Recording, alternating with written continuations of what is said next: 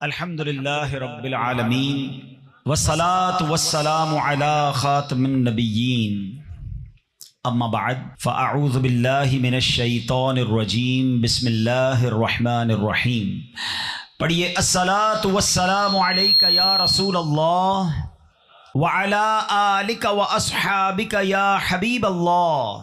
الصلاة والسلام علیک یا نبی اللہ وعلی آلک واصحابک یا نور اللہ. درود پاک پڑھنے کے بے شمار فضائل و برکات ہیں. کعبے کے بدر الدجا، طیبہ کے شمس الضحیٰ صلی اللہ تعالی علیہ وآلہ وسلم کا ایک بہت ہی خوبصورت فرمان ہے. حدیث پاک کا مضمون ہے کہ میرے آقا فرماتے ہیں، تم میں سے قیامت کے دن میرے سب سے نزدیک وہ ہوگا جس نے دنیا میں مجھ پر کثرت سے درود پاک پڑھے ہوں گے. The closest amongst you on the day of judgment، یعنی تم میں سے سب سے زیادہ میرے قریب وہ ہوگا. اب بظاہر تو یہ ایک لائن میں چند سیکنڈ میں حدیث بیان ہو گئی ہے، لیکن میں اگر آپ کو اس حدیث کی ایک اور جہت سمجھانے کی کوشش کروں، یہ انعام کتنا بڑا ہے. اللہ اکبر. قیامت کا دن یہ کتنا مشکل اور کتنا خطرناک دن ہوگا. میں یہاں مشورہ دوں گا، علماء بیٹھے ہیں ماشاءاللہ، انہوں نے تو پڑھا ہوگا، لیکن چونکہ بہت بڑی تعداد میں طلباء، اسٹوڈنٹس، بزنس کمیونٹی کے لوگ آئے ہیں، قیامت کے دن کے بارے میں اگر تفصیل پڑھنی ہے نا، تو ویسے تو بہت ساری کتابوں میں ہے، مگر قربان جائیے صدر الشریعہ بدر الطریقہ مفتی امجد علی اعظمی رحمۃ اللہ تعالی کی کمال کتاب، بلکہ علماء کہتے ہیں یہ عالم بنانے والی کتاب ہے. اس کتاب کا نام ہے بہار شریعت. تو بہار شریعت حصہ اول، فرسٹ چیپٹر کو آپ ڈاؤن لوڈ کر لیں دعوت اسلامی کی ویب سائٹ سے، اور اس فرسٹ چیپٹر میں آپ قیامت کے باب کو پڑھیں، محشر کے باب کو پڑھیں. آپ حیران ہو جائیں گے قرآن و حدیث کی روشنی میں جس طرح اسٹیپ بائی اسٹیپ مفتی امجد علی اعظمی صاحب نے قیامت کیسے برپا ہوگی، محشر کیسے برپا ہوگا، کیسے لوگوں کو محشر میں لایا جائے گا، اور کیا کیا معاملات ہوں گے. بندہ پڑھتا ہے تو کہتے ہیں نا رونگٹے کھڑے ہو جاتے ہیں. اتنا مشکل دن ہے قیامت کے دن. کراؤڈ کتنا ہوگا کبھی سوچا آپ نے؟ میری یہ بات جو لوگ حج کر کے آئے ہیں وہ ذرا جلدی سمجھ جائیں گے. جنہوں نے حج کیا ہے انہیں پتہ ہے میدان عرفات پہ کتنا رش ہوتا ہے. تقریباً 25 لاکھ 30 لاکھ افراد ہوتے ہیں. اور تواڑی پنجابی وچ کہتے ہیں نا کہ لگ پتہ جاتا ہے کہ پبلک کہندے کس کو ہیں. اتنی پبلک، بندہ جدھر تک دیکھے سر ہی سر، کھو جائے تو ملتا نہیں. اتنی عوام، 25-30 لاکھ لوگوں کا یہ حال ہے. آپ کو پتہ ہے قیامت کے دن کتنے لوگ ہوں گے؟ 8 ارب لوگ تو اس وقت دنیا میں رہتے ہیں، 800 کروڑ.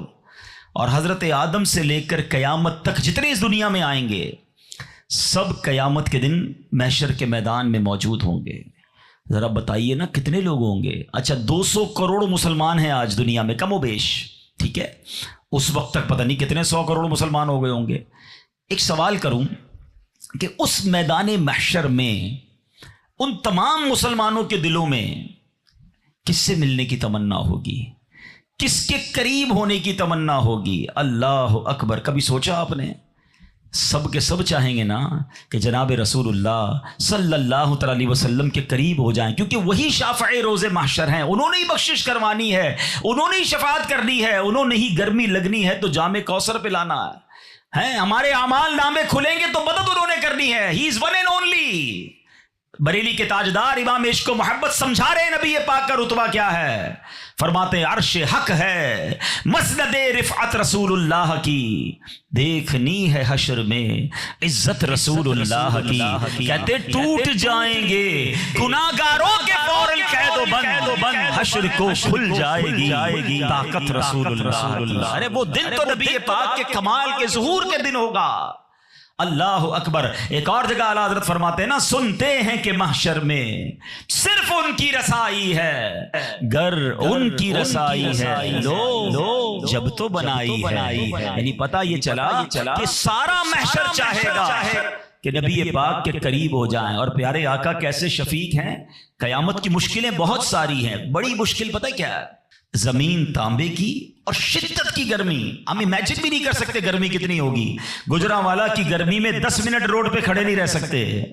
اس دن قیامت کی گرمی میں ننگے پیر 50,000 سال کا دن کیسے گزرے گا وہ دن؟ کدھر جائیں گے؟ اللہ اکبر. مگر سنو میرے آقا اس دن کیسا جام پلائیں گے. ہائے ہائے ہائے. جمعے کے خطبے میں سنتے ہو نا.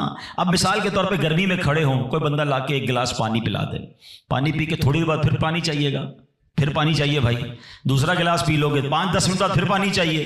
تو اس قیامت کی گرمی میں کتنا پانی چاہیے گا, اتنی پیاس نہیں. سبحان اللہ. وہ جمعے کے خطبے میں کیا الفاظ سنتے ہیں, شربتن ہنیئتم مریئا لا نظمع بعدہ ابدا, کہ ایک ایسا شربت اللہ نے عطا فرمایا میرے حبیب علیہ السلام کو کہ جو جام کوثر پی لے گا اس کو پھر کبھی پیاس ہی نہیں لگے گی.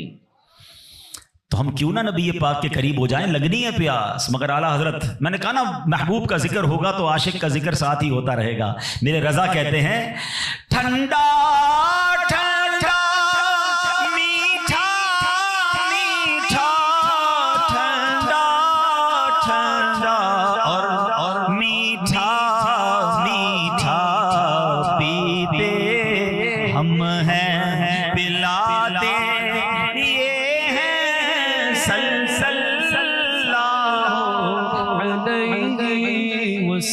اب پیارے آقا سے ٹھنڈا پانی تو مل گیا, پھر جب اعمال نامے تو لیں گے تو بندہ کدھر جاتا ہے, جو موسٹ کلوزسٹ ہوتا ہے. ماں کتنا پیار کرتی ہے ہم سے دنیا میں, مگر قیامت کے دن ماں بھی کام نہیں آئے گی. والد جو ہمارے لیے اپنا پیٹ کاٹ کر ڈبل ڈیوٹی کر کے ہمارے لیے خدمت کر رہا ہوتا ہے, قیامت کے دن والد بھی مدد نہیں کرے گا, بیٹا اپنے ماں باپ کی مدد نہیں کرے گا, کون کرے گا؟ آؤ میرے رضا بتاتے ہیں. ماں جب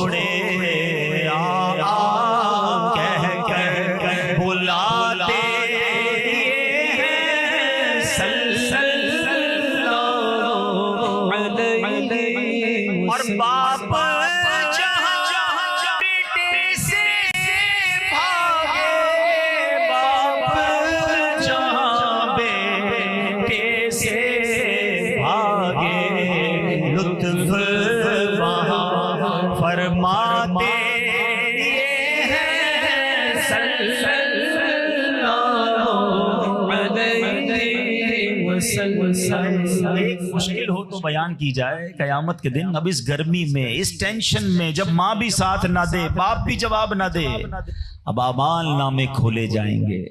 سانوں تو پہلے ہی پتا ہے, ہمارا تو گناہوں کا دفتر بھرا ہوا ہے, رجسٹر بھرے ہوئے ہیں, عیب کھل جائیں گے, بے عزتی ہو جائے گی, ساری دنیا نیک سمجھتی.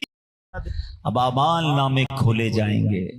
سانوں تو پہلے ہی پتا ہے, ہمارا تو گناہوں کا دفتر بھرا ہوا ہے, رجسٹر بھرے ہوئے ہیں, عیب کھل جائیں گے, بے عزتی ہو جائے گی, ساری دنیا نیک سمجھتی ہے, مگر چھپ چھپ کر گناہ کیے ہیں, کیسے جواب دیں گے؟ مگر ڈھارس کیا ہے؟ سنو میرے آقا کا اس دن کیا کرم نوازی ہوگی, کیا کام ہوگا. رنگے بے رنگوں کا پردہ, ہم رنگے بے رنگوں کا پردہ, دامن ڈھک کر چھپاتے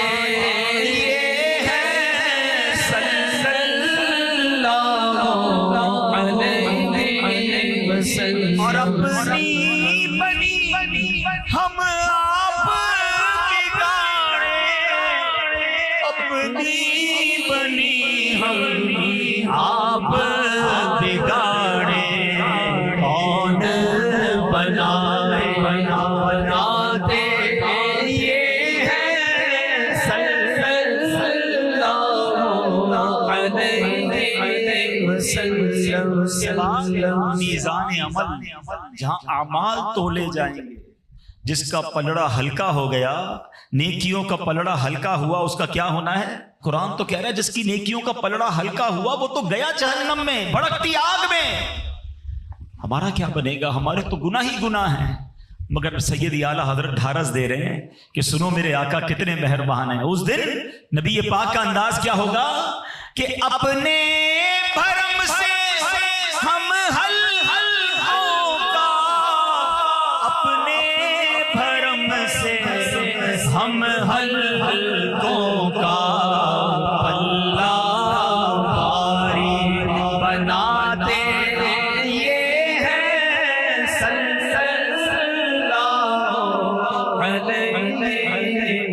وسلم. اب اس کے بعد ایک اور ٹینشن، ایک اور بڑا امتحان، اور وہ ہوگا برج آف صراط، پل صراط.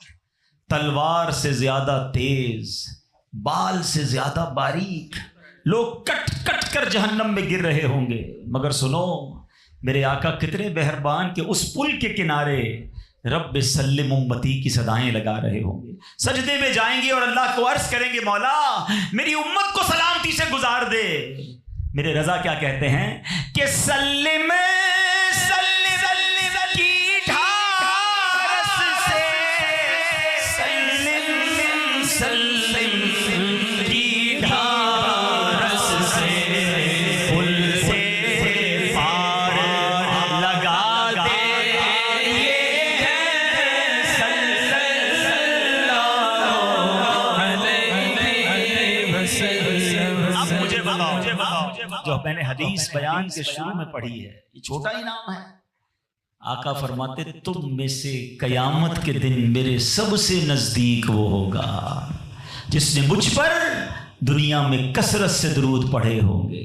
سبحان اللہ، میں نبی پاک کے قریب ہو گیا قیامت کے دن تو پھر تو سارے کام آسان ہو جائیں گے نا، پھر تو بیڑا پار ہو جائے گا. ان سے دور رہا تو کدھر جاؤں گا.